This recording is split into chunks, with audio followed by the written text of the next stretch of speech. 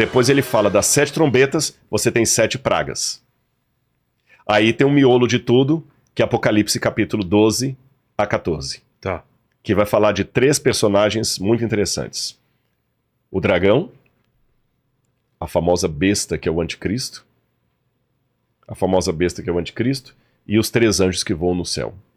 Dá muito questionamento isso aqui. Então vamos lá. No capítulo 12, começa assim: viu-se grande sinal no céu. Semeia megalon. Semeia megalon. Um grande sinal no céu. E o que João viu? João fala, eu vou resumir aqui, o pessoal pode ler depois em casa na Bíblia. Ele viu uma mulher no céu. Uma mulher vestida de sol, tendo 12 estrelas na cabeça. 12 estrelas na cabeça. 12 tribos? Do povo de Deus. Ah, o povo de Deus.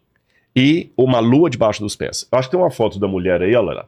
Uma Isso aí, representação, de novo, né? inteligência artificial. João viu mais ou menos isso aí. Olha lá, presta atenção na mulher, os detalhes dela. Ela tem 12 estrelas na cabeça, tá bem? 12 estrelas na cabeça. Ela está vestida de sol. Aí não representa bem a inteligência artificial, mas quer dizer, ela está brilhante. É. E ela tem a lua debaixo dos pés. E olha que ela está com o barrigão ali, olha. Grávida. Porque ela está grávida. E a Bíblia fala que ela gritava com fortes dores porque ela ia dar à luz. O que é que eu falei lá? O princípio das dores, que eram dores de contração de parto. É. Na mentalidade judaica do Antigo Testamento, a mulher sempre representou o povo de Deus. Sempre foi o povo de Deus. Há várias passagens. Por exemplo, Cantares. Olha, presta atenção nos detalhes. A mulher tinha, vamos pegar os símbolos dela. Na cabeça, uma coroa de 12 estrelas. Debaixo dos pés, A lua. a lua. E ela estava vestida de sol. Quando a gente viu os 3 sinais siderais antes da volta de Jesus, que a gente leu em Mateus 24 e também nas também, fala assim: o sol tornou-se negro, a lua não deu sua claridade, as estrelas caíram do firmamento. Exato. Os mesmos elementos estão ali. Quando a gente vai, por exemplo, a Cantares capítulo 6, versículo 10, olha como é que Cantares capítulo 6, versículo 10, olha como é que Salomão fala da sua amada, que para muitos é um símbolo do povo de Deus. Quem é esta que aparece como a alva do dia, bonita como a lua, pura como o sol, impressionante como um exército com bandeiras? Tá vendo? Ou seja, os mesmos elementos. Quando você vai ao livro do Gênesis, o José do Egito, que é uma história bonita, você põe um pouquinho para mim? Claro. Obrigado. José do Egito, ele tem um sonho. Obrigado. E ele sonha com o pai, a mãe e os irmãos dele se prostrando diante dele. E no sonho ele diz que viu o sol, a lua e 12 estrelas. Tá certo? Sol, lua, 12 estrelas. Então a gente vê aqui o símbolo do povo de Deus. E a mulher sempre é o povo de Deus. Não é só no Antigo Testamento, não. A cultura cristã sempre interpretou a mulher como símbolo do povo de Deus. Tanto é que na Idade Média os teólogos católicos falavam muito do mistério da casta meretrix. Eu vou desenvolver esse assunto daqui a pouquinho. Traduzindo literalmente, casta meretrix seria a pura prostituta. Para não falar o nome feio aqui. Sim. Você entendeu? A pura prostituta. Mas é prostituta, ela não é... Ou virgem prostituta. Não faz assim, casta pode ser virgem também, né? Embora você tenha virgo em latim, casta é aquela mulher que nunca teve relação sexual. Ou ela é casta ou ela é meretrix. Não tem como ser casta e prostituta. É as duas coisas. Por quê? O povo de Deus tem um lado dele que ele fica fiel, que é puro, e tem um lado do povo de Deus que corrompe. Por isso que fala da casta meretrix na teologia católica, que está correto. Então, no judaísmo, eles sempre entendiam que Israel iria dar à luz ao Messias. Lá no Mar Morto, nos manuscritos encontrados naquela caverna que você viu, fala muito isso de Israel sofrendo dores de parto para dar à luz ao Messias. E é o que tudo indica de alguns documentos judaicos e da interpretação cristã, o povo de Deus sofre dores de parto 2 vezes. Para que o Messias venha uma primeira vez e para que o Messias venha uma segunda vez. Na primeira vez ele vem humilde montado no jumentinho. Na segunda ele vem com poder e grande glória nos céus. A segunda volta de Cristo não vai ser Do outra face, ele vai vir. Ele vai vir brabão. Vai vir até brabão. Brabão. Vai brabão. vir pra lutar. Tá certo? Brabão, né? É, brabão. Pra derrotar pra os derrotar exércitos. tudo, exatamente. Você tá entendendo? É aquele negócio, a gente tem que tomar cuidado. Tinha um vendedor de livros que vendia livro de porta em porta, e um dia ele entrou numa casa e viu uma placa assim, cuidado, cachorro bravo. Eu não entendo, isso aqui não tem medo, não. Passou mais um pouquinho, outra placa. Se você vê até que volte, cachorro bravo. Ele andou um pouquinho, só tava aquela tarja, aquela cara do cachorro com... Ele passou as 3 placas. Quando ele andou um pouquinho, rapaz, veio um Doberman e um Rottweiler correndo lá, que o bicho nem tocava no chão. E atrás ainda havia um vira-latinha, daquele que tem um dentinho assim, né? Quando ele viu os 3 cachorros vindo, ele desesperado, ele correu, largou pasta para um lado, prospecto por outro, e a primeira árvore que ele tinha, ele subiu, e a árvore ainda tinha aquele espinheiro de Cristo embaixo, que ele rasgou todo, machucou todo, mas na adrenalina, todo machucado em cima da árvore. Quando ele chegou lá em cima da árvore, os cachorros latindo lá embaixo, ele encontrou uma 4ª placa que dizia, idiota, você foi avisado lá embaixo. Então, o Apocalipse, meus queridos, são as 3 placas. Você tá entendendo? A volta de Jesus é a 4ª. Você foi avisado. Ninguém vai ficar sem ignorante. Então, nesse aspecto aqui, essa mulher, ela sofre 2 vezes a dor de parto. Uma primeira, quando ela dá à luz ao Messias, que ele vem a primeira vez, e a segunda vez, quando ele volta com poder e grande glória. É por isso que Jesus, quando vai falar da volta dele, ele fala, tudo isso é o princípio das dores. Percebeu? Paulo também vai usar a mesma figura de linguagem, como uma mulher que está em trabalho de parto, etc. Agora, Israel deu à luz ao Messias? Deu, através de Jesus. E essa mulher, então, representa o povo de Deus do Antigo Testamento. Ou melhor, deixa eu me corrigir minha frase. Essa mulher representa o povo de Deus num primeiro momento do Antigo Testamento, dando à luz ao Messias. É por isso que, sendo Maria uma mulher judia, que Maria era judia.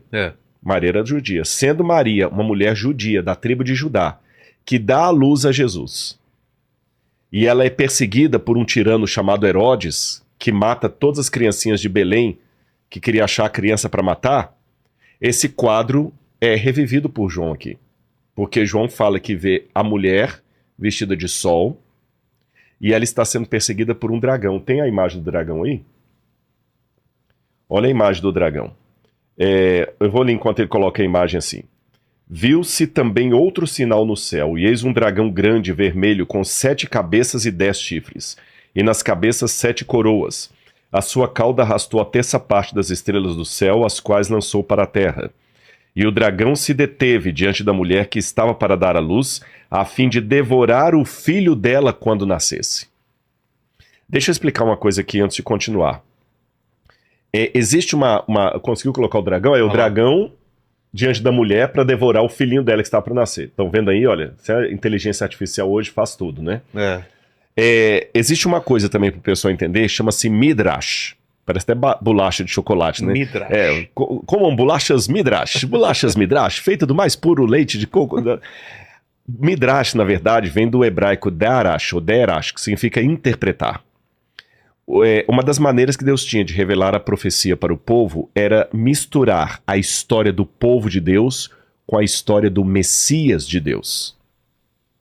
Por isso que em Isaías capítulo 53, ele fala do Eved Adonai, do servo de Deus que sofre, e parece às vezes que você está lendo sobre Israel, às vezes é sobre o Messias.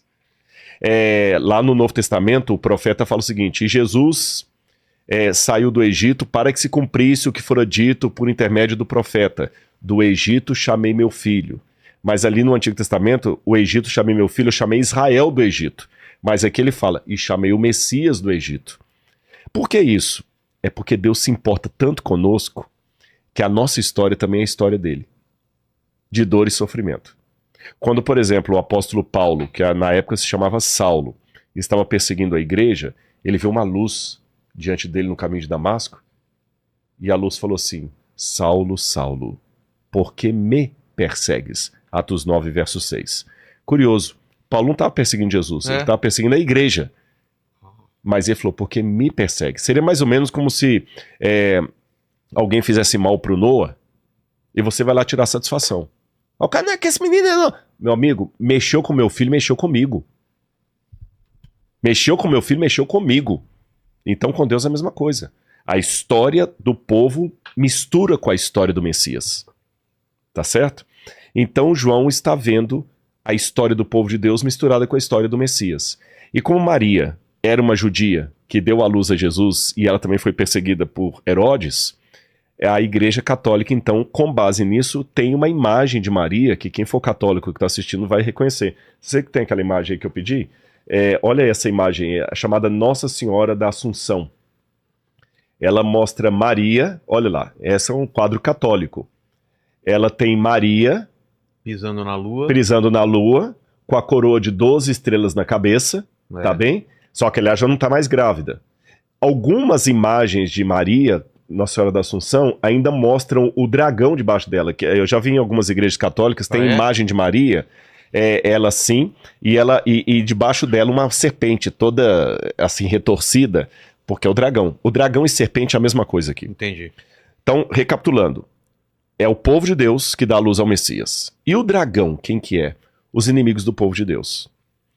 Outra coisa interessante, na Bíblia, eles misturam às vezes símbolos de potências com símbolos de monstros. Não é só na Bíblia, não.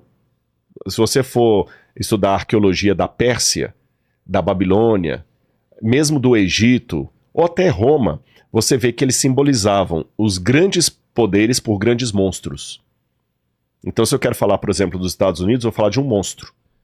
Se eu quero falar da Rússia, vou falar de outro monstro. É a maneira simbólica de falar de um poder. Então, que monstro era esse que estava perseguindo a mulher? Esse monstro aqui, ao mesmo tempo, ele é o diabo e é o Império Romano. Porque na época de João, quem mandou João preso pela ilha de Patmos? Império Romano. Quem perseguiu a igreja? Império Romano. Nero, aqui no caso era Domiciano, era Roma. E ao mesmo tempo Roma é o diabo. Peraí, Rodrigo, agora me confundi um pouquinho. É Roma ou é o diabo?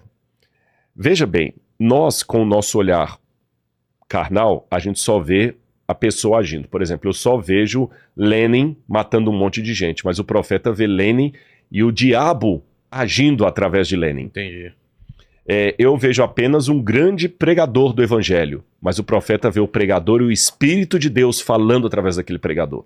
Quem tem a visão espiritual, lembra daquele filme, fugiu o nome agora, que era egípcio, que o pessoal puxava o portal do tempo Stargate? assim. Stargate. Que tinha ao mesmo tempo um universo paralelo. É mais ou menos como se fosse um universo paralelo. Você entendeu? Quando você tem uma relação espiritual com Deus, você vê mais do que simplesmente coisas humanas. Entendi. Você vê o mundo espiritual por trás daquilo. Seja o mundo espiritual do bem, falei, o Espírito Santo usando um pregador para falar de Jesus para mim, seja o mundo do mal, o diabo tomando um ditador para promover uma carnificina. Entendi. Isso não retira a responsabilidade humana. Nós não somos marionetes na mão do sagrado. O pregador está sendo usado pelo Espírito Santo, mas ele tem a liberdade dele. O cara do mal, ele está sendo usado pelo mal, mas ele aceitou o mal. Ninguém é marionete.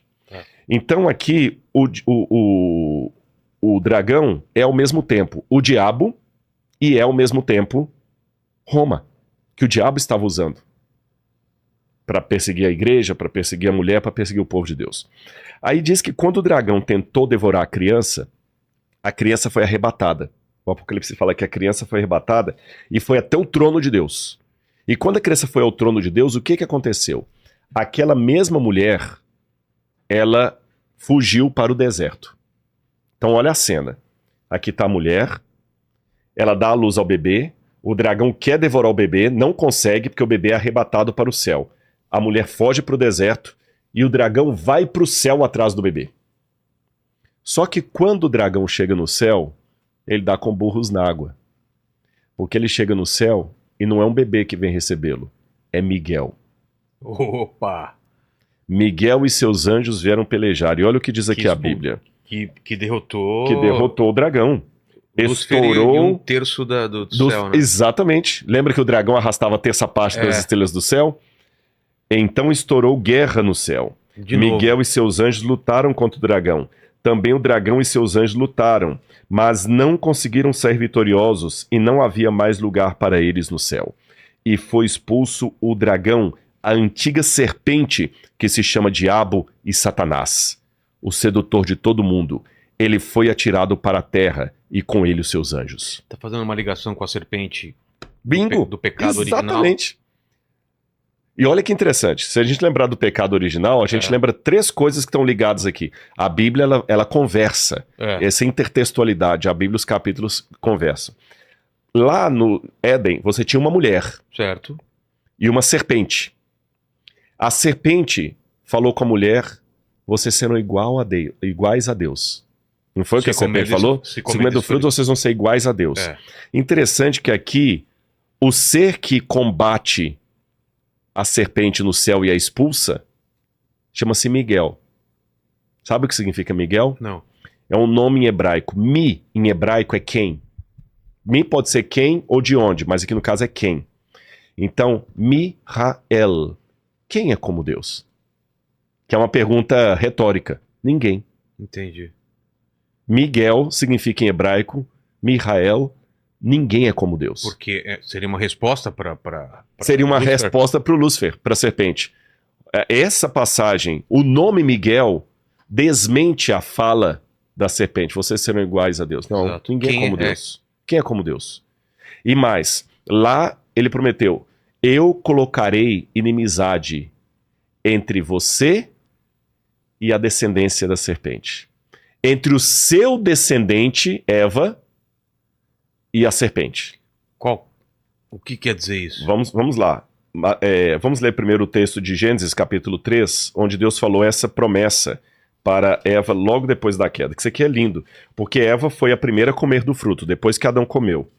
Então, como ela comeu do fruto, Deus deu uma esperança. Deus falou o seguinte, Eva, você comeu do fruto, mas será do ventre de uma mulher que virá a salvação. Por isso que o nome Eva significa em hebraico Ava, aquela que traz a vida. Ah, é? Olha que interessante. Aquela que trouxe a desgraceira, porque ela comeu primeiro do fruto, ela também vai trazer a vida. E Deus prometeu para ela assim, olha. Só ler aqui, ó. Porém inimizade, quando Deus falou para a serpente, que é o dragão. Porém inimizade entre você e a mulher. Porém inimizade entre você e a mulher. Mulher é povo de Deus. O dragão está durante toda a história tentando destruir a mulher, que é o povo de Deus. Entre a sua descendência... De quem? De Eva.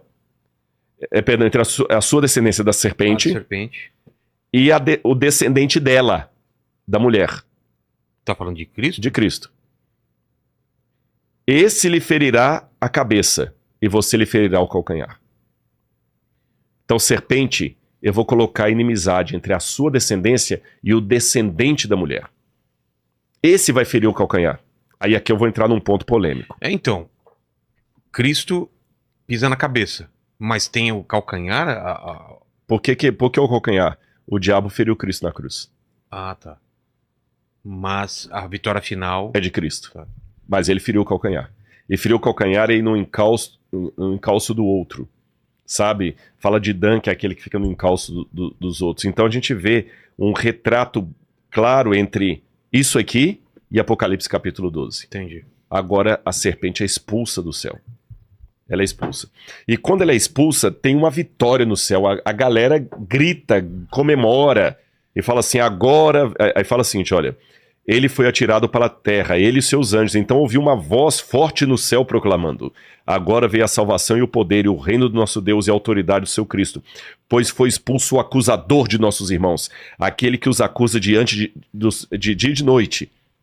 Foi expulso. Aí a Bíblia termina dizendo assim, quando o dragão... por isso, celebrem, ó céus, e vocês que neles habitam, mas ai da terra e do mar, pois o diabo desceu até vocês cheio de fúria, sabendo que pouco tempo lhe resta. Vamos recapitular tudo que a gente viu até aqui? Sim. Nós falamos de 7 igrejas. 7 cartas que representam a história da igreja da época de João até a volta de Jesus, que é em Laodiceia. Certo. Falamos de 7 selos, que são sinais da volta de Jesus, das dores de parto que ia acontecer desde a época de Jesus, desde a época de João até a volta de Jesus. Falamos de 7 trombetas, que são as warnings, como é que fala? Os avisos. Os avisos de Deus ao longo da história até a volta de Jesus. E agora, uma súmula do grande conflito entre o bem e o mal.